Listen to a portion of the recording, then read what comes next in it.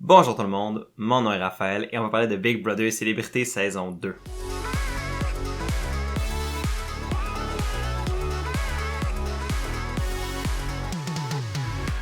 Aujourd'hui, on va parler de l'épisode 49 de Big Brother Célébrité saison 2 et aussi revenir une petite affaire sur l'épisode 48. Donc, juste discuter de ce qui s'est passé menant à la cérémonie du veto entre la cérémonie des nominations, qui n'était pas complétée lors de l'épisode du lundi soir, qui a été complétée pendant l'épisode du mardi soir, mais on sort dans l'épisode du mardi soir qui était pas super intéressant, donc j'ai décidé de combiner un petit peu le tout. C'est donc tout ça qu'on doit disséquer dans l'épisode d'aujourd'hui, et donc on va pas plus attendre, et on va rentrer dans le cœur de la vidéo maintenant. Bon, pour ce qui est de l'épisode 48, je vais pas prendre 15 minutes pour faire ça. La seule grosse information qu'on a appris, c'est évidemment qui allait être sur le bloc aux côtés de Trana pendant la cérémonie des nominations, et donc qui allait être aux côtés de Trana sur le bloc d'ici au moins la cérémonie du veto, ou sauf si la voûte rentrait en action pour sauver une des deux personnes mises sur le bloc. La personne qui a été mise aux côtés de Trana sur le bloc est, sans grande surprise, Stéphanie. Personnellement, je pensais peut-être que ça allait être l'opportunité pour les filles de mettre Martin sur le bloc initialement et donner une chance ainsi à Steph de pouvoir voter avec elle si jamais Martin se retrouvait sur le bloc ou, tu sais, peu importe le scénario de qui se retrouvait sur le bloc final, mais que si c'était pas Trana ou Léo qui était en danger de partir, ben qu'ils puissent avoir le vote de Steph pour essayer de faire pencher Stéphanie pour sortir probablement Martin. Il voulait se donner cette option-là dans ma tête, fait que je croyais que ne pas mettre Steph sur le bloc initialement était la meilleure chose pour ça, mais finalement ils ont quand même décidé de la mettre sur le bloc et de laisser Martin hors du bloc. Et après y avoir réfléchi, puis après avoir un peu fouillé sur internet, puis essayer juste de voir les opinions des gens sur la scène, parce que même moi j'étais comme pas trop sûr de si c'était le bon move ou non de mettre Steph au lieu de Martin sur le bloc. J'en suis venu à la conclusion que honnêtement finalement c'était peut-être la meilleure chose de mettre Steph sur le bloc initialement, la raison étant que ça a comme moins amené Martin à chercher la voûte à tout prix. Déjà qu'il la cherche vraiment intense, les gens dans la maison commencent même à comme dire « Ouais, Martin, il est vraiment, vraiment intense avec la voûte. » Ça a même créé quelques petites frictions dans l'alliance de 5, le fait que Martin soit tellement obsédé par la voûte pour lui et pour sa sécurité au dépit du reste de l'alliance, que ça a comme créé quelques frictions. Là, le fait que Martin soit pas sur le bloc initialement fait en sorte que il y a pas besoin de trouver la voûte nécessairement pour sa survie, au moins jusqu'avant la cérémonie du veto. Parce que considérant que Martin est au courant que c'est une immunité immédiate du bloc, en fait une sortie immédiate du bloc, Martin en a pas besoin avant le veto. Il en a juste besoin après le veto si jamais c'est lui la personne qui est mise sur le bloc en remplacement de Trana ou Stéphanie. Donc là finalement, le fait de mettre Stéphanie sur le bloc initial était un bon moyen pour les filles de faire staller Martin au minimum jusqu'à la cérémonie du veto pour pouvoir rentrer dans la voûte. Ce qui leur laisse donc aussi en même temps le temps de fouiller pour trouver la réponse et ensuite décider qu'est-ce qui est le mieux pour la voûte et si ils sont capables de trouver la solution, qui des filles et qui de leur alliance ou quoi que ce soit serait la meilleure personne à rentrer dans la voûte. L'autre petite scène que je voulais aborder dans l'épisode du mardi soir que j'avais pas abordé vu que j'ai pas fait de vidéo là-dessus, c'était toute la gestion de la voûte. J'avais pas envie de parler de ça pendant très longtemps parce qu'on n'a pas vu grand chose autre que les joueurs commençaient à voir comment ils allaient se faire de leur stratégie autour de la voûte. Ce que j'ai trouvé intéressant par contre et que je tenais à mentionner ici, c'est le fait que les gens, surtout Léo, Trana et Claudia, ont semblé vraiment travailler pour que ce soit pas Martin qui trouve la voûte. Parce que si c'est Martin qui trouve la voûte, ça pète un peu le plan B de Claudia, Léo et même Trana qui serait de sortir Martin. Là, c'est sûr que les filles devaient mettre Trana sur le bloc pour pas donner l'impression que l'Alliance allait s'autodétruire cette semaine, même si c'est déjà un plan qui tournait un peu. Là, le fait que ils veulent empêcher Martin de trouver la voûte, ça fait en sorte que ils veulent vraiment, vraiment pas que Martin soit immunisé cette semaine. Ils veulent pouvoir se donner l'option de pouvoir sortir Martin cette semaine. Et selon moi, pour Claudia, pour Léo et pour Trana, c'est la meilleure chose. Martin est un danger, que ce soit pour le gagner à la fin ou quoi, mais c'est juste un danger aussi pour se rendre à la fin. Parce qu'on a vu que Martin était beaucoup plus proche de Steph et d'Hugo. Donc pour Claudia, Léo et Trana, sortir Martin libère un peu Hugo et Steph de ce plan-là et font en sorte que là, ils vont pouvoir travailler avec tout le monde qui veulent, entre Hugo, Steph, Trana, Léo, tout le monde redevient un peu des agents libres. Et même s'ils redeviennent pas des agents libres, mais pour Claudia, Léo et Trana, ils forment un groupe de 3 majoritaires contre Hugo et Steph, qui seraient donc les 2 autres restants dans la maison. Et avec l'immunité d'Hugo qui se termine cette semaine aussi, ça fait en sorte que là, les 2 seraient disponibles pour être mis sur le bloc la semaine prochaine et ça pourrait assurer Trana, Léo et Claudia au minimum un Final 4. Donc, c'est là, la gestion de la scène a pris énormément d'épisodes. On a vu aussi Steph apprendre à faire des pets avec sa bouche, puis d'autres scènes qui étaient drôles sans être pertinentes, comme les sauts de Hugo, qu'on n'a pas revu dans l'épisode de mercredi d'ailleurs, ce que j'ai trouvé comique. Donc, je sais pas si Hugo va réussir son défi à temps. Mais bref, ça c'est pas mal la partie de mon vidéo qui va couvrir l'épisode du mardi soir. Donc pas un épisode super passionnant, probablement le premier épisode plate que je dirais de la saison. Mais honnêtement, qu'on ait le premier épisode plate de la saison à la semaine 10, c'est incroyable. Parce que honnêtement, j'ai de la misère à dire que n'importe quel épisode avant celui du mardi soir était plate. Là, on tombe dans l'épisode du mercredi soir qui a vu 2 scènes en gros tout le long. 2 scènes. Premièrement, c'est la suite de la gestion de la voûte qu'on avait vu dans l'épisode du mardi soir. Donc là, les indices commencent à réapparaître et on voit Steph comprendre le fonctionnement de l'énigme pour la première fois depuis le début de la semaine. En gros, c'est assez simple, mais c'est camouflé de manière assez complexe. Dans le fond, le luminaire en haut de la table de la table à manger puis la cérémonie des nominations et tout ça, en fait, c'est pas un indice sur le nombre d'heures que c'est en fait ce qui indique quelle aiguille de l'horloge est affectée par les clignotements de lumière d'une pièce donnée. Donc, exemple, si les lumières en dessous de la table sont allumées vers le bas, c'est les heures. Au milieu, c'est les minutes. Et au sommet, c'est les secondes. Et selon sur quelle section du luminaire les lumières blanches vont s'arrêter, ça va être quelle pièce dans la maison va clignoter. Et le nombre de clignotements de cette pièce-là va donc indiquer le temps pour cette horloge, cette partie du temps de l'horloge qui permet de rentrer dans la voûte. Le fait que Steph ait trouvé cette solution-là est excellent pour elle. Elle a été vraiment sharp de le trouver. Là, la question, c'est à qui elle partage cette information-là. Et ça a semblé être pas mal tout le monde. On l'a vu dire comme pratiquement devant tout le monde, surtout des membres de l'Alliance des 5. Là, c'est sûr que ça aide Martin aussi. Donc là, la question, considérant que Trana, Léo et Claudia veulent pas que Martin trouve la voûte, là, le fait qu'ils soient au courant de cette information-là les aide pas. Ce qu'on a appris aussi, c'est que Trana veut faire un push pour demander à Steph de pas aider Martin. Et ça, être Steph, je serais comme lol, what, non. Parce que pour Steph, honnêtement, garder Martin est bénéfique à sa game. Parce que Martin va l'amener plus loin. Ce que je sais pas si Trana, Claudia et Léo vont faire. Donc, je trouve que le fait que Trana ose ça, c'est peut-être un peu risqué, c'est peut-être un peu osé. Au sens où c'est clairement pas dans l'avantage de Steph que Martin trouve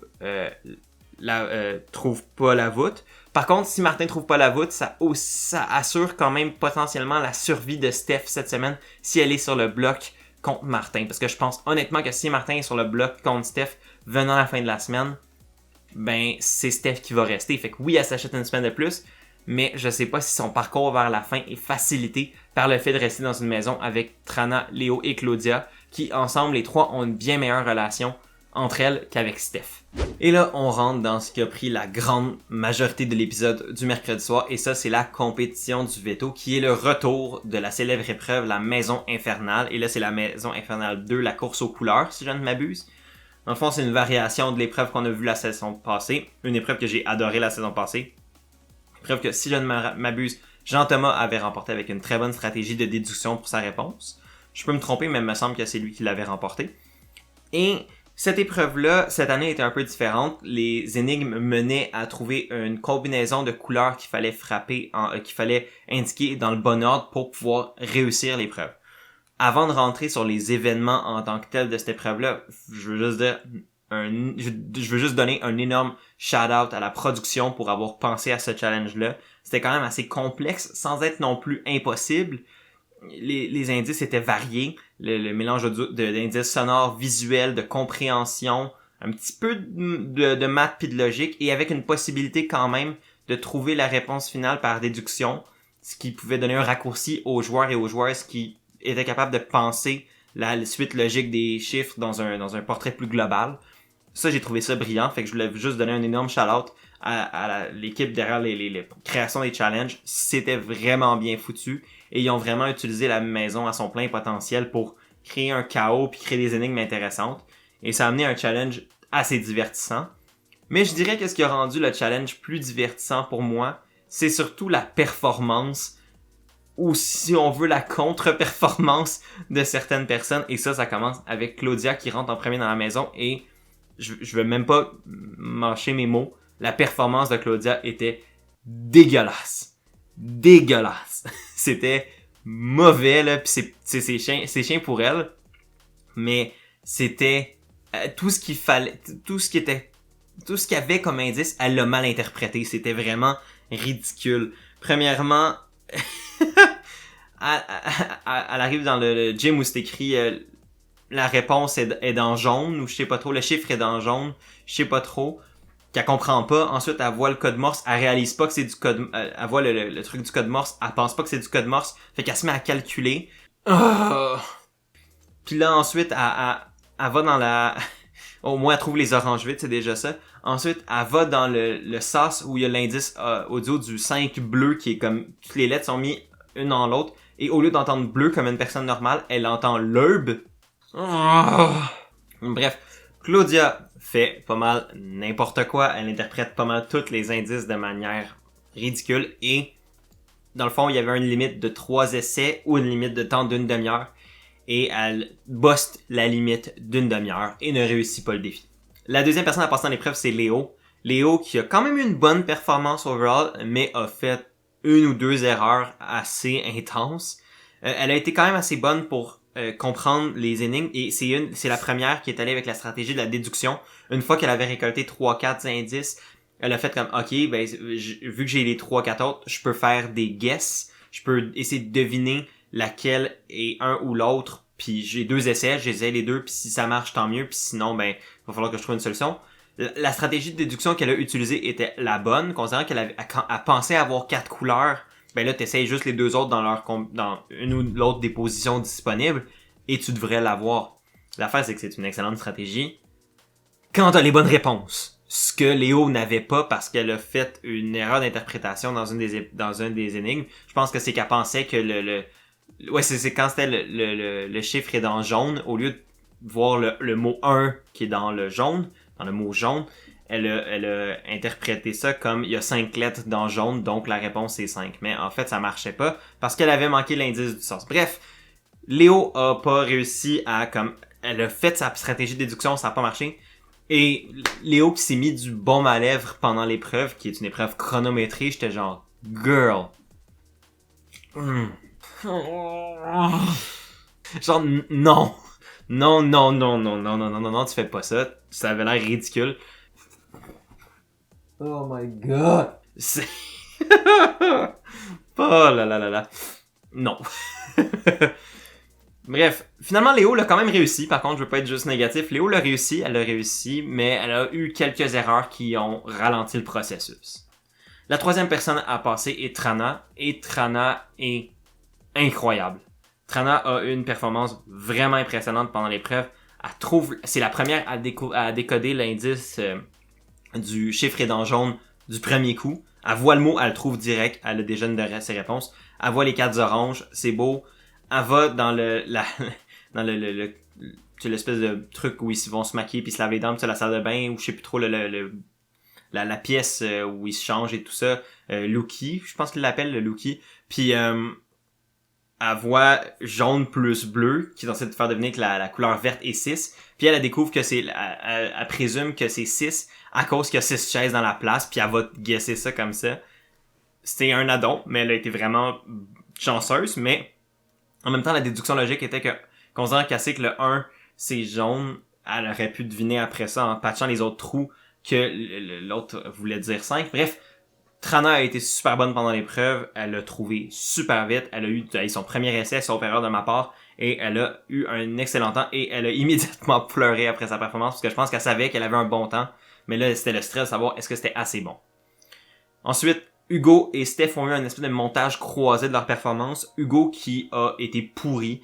Il allait vraiment trop vite d'une pièce à l'autre. Puis j'ai l'impression qu'il prenait pas assez le temps de réfléchir 2 secondes pour les épreuves. Fait qu'il comprenait pas certaines des choses qui marchaient pas dans sa performance, ou tu sais, il prenait pas le temps de vraiment décortiquer les énigmes. Puis le pire exemple, c'est qu'il a juste même pas remarqué les 4 oranges dans le lounge. Fait que déjà là, ça partait mal. Finalement, Hugo a essayé 3 essais qui n'ont tous pas fonctionné. Et donc, Hugo a pas réussi le défi. Steph, de son côté, du montage croisé, elle a quand même bien eu. Elle a fait une erreur, par contre, sur le code Morse, qu'elle a mal interprété. Donc, au lieu de dire 2, elle a dit 3. Quand la bonne réponse est 2, elle s'est corrigée assez vite.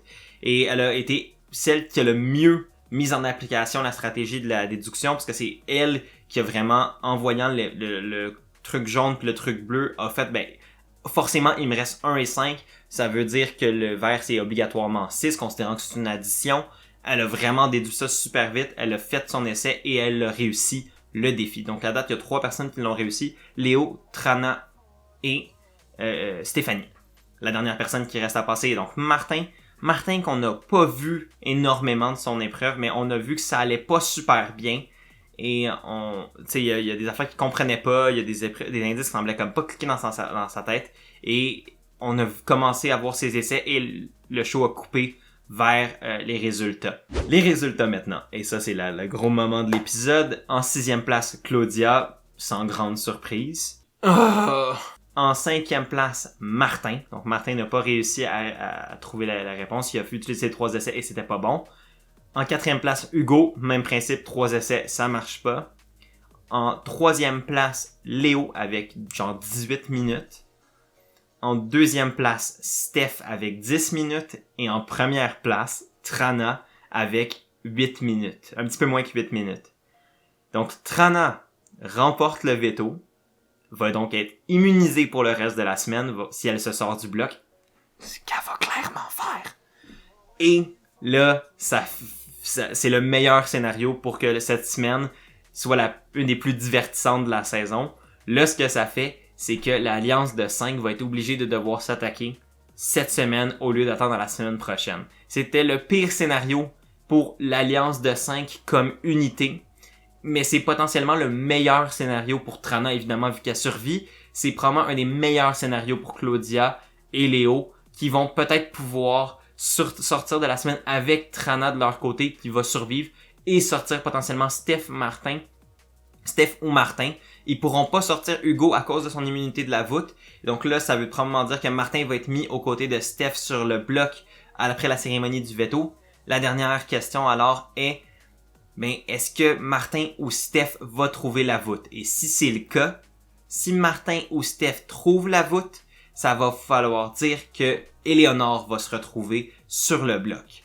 Le problème avec ça pour Claudia, et ça c'est la manière dont la situation peut vraiment mal revirer, c'est que si c'est Steph ou Martin qui trouve la voûte, se sort du bloc immédiatement, Léo va être mis sur le bloc. La seule personne qui pourrait techniquement voter pour... en fait, ce que ça donnerait, c'est que l'alliance de 3 de Hugo, Martin et Hugo, si elle existe, va pouvoir contrôler le vote et décider de sortir Léo, la plus grande alliée de Claudia, dans la maison, ce qui leur permet quand même d'avoir un avantage numérique de 3 contre 2 la semaine prochaine. Donc, honnêtement, pour Hugo, Martin et Steph, la meilleure chose possible qui peut leur arriver, c'est que Martin ou Steph trouvent la voûte et se sauve, et donc que Léo se retrouve sur le bloc.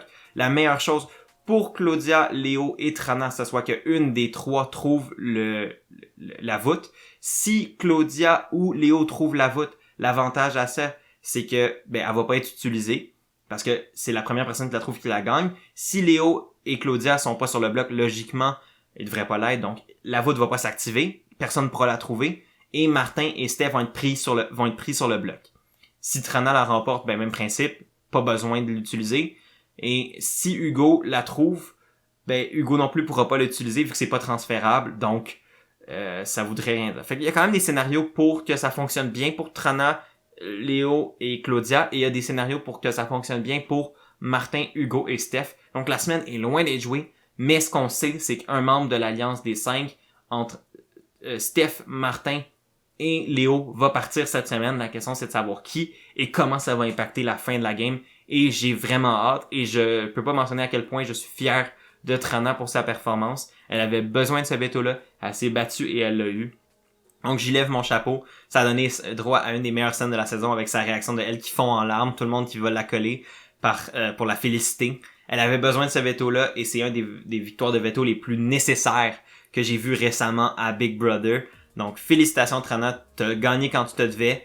Et j'ai hâte de voir si ça va l'amener plus loin dans la game et que si ça va peut-être lui ouvrir une porte vers la finale. Et c'est donc comme ça que va se terminer l'épisode d'aujourd'hui. J'espère que vous l'avez aimé. Si vous l'avez aimé, n'hésitez pas à aimer, partager, commenter, c'est super apprécié. Vous pouvez aller voir toutes les vidéos sur ma chaîne aussi en version podcast sur mon Spotify et toutes les autres applications de podcast ici. Vous pouvez avoir mon TikTok et mon Instagram aussi disponibles ici. Et d'ici là, moi je vous dis à ce soir, donc jeudi soir, le 17 mars, pour mon live stream hebdomadaire sur Big Brother Célébrité. Moi je vous dis sinon, à lundi prochain pour ma prochaine analyse de Big Brother Célébrité. Prenez soin de vous et à la prochaine.